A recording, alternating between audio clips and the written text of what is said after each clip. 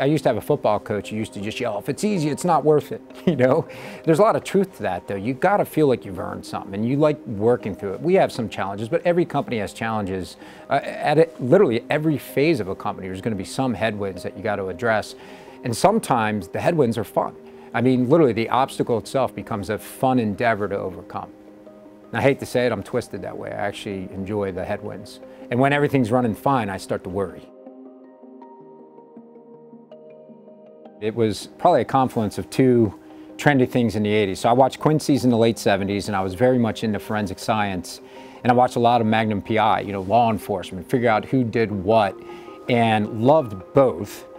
And I also loved computers, though. So I got into computer science, had computers, but way in the back of my mind, I love this forensics and law enforcement, and kind of a merger between investigations and computer science is in fact cybersecurity. So if you look at the two things I was most passionate about, the technology and law enforcement, I brought them together throughout my career.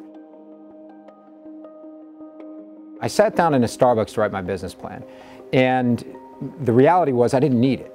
And it'll sound arrogant, but there's a fine line between confidence and arrogance. I was really good at what I did at that moment and knew now was the time to start a company. I wasn't married, I was incorrigible and unmanageable, but I also knew the people that were good. And I think the prerequisite for starting any company is be really good at what you want to do. And I wrote down a list of the folks who were good, and I did hire the vast majority of them. Over 80% of the folks on the list ended up joining the company over time.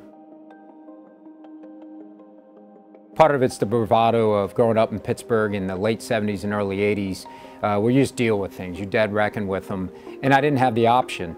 It really did happen where I would go for treatment in the morning, race home, but then you'd go to work. And I made it a point to not miss a single day. I did miss days for surgery that I went through, but I did not miss any days for treatment. The next modern war will be fought by software, and it will impact all of us in ways we can't imagine right now. Thermostats will change, refrigerators may shut down, utility grids may go off.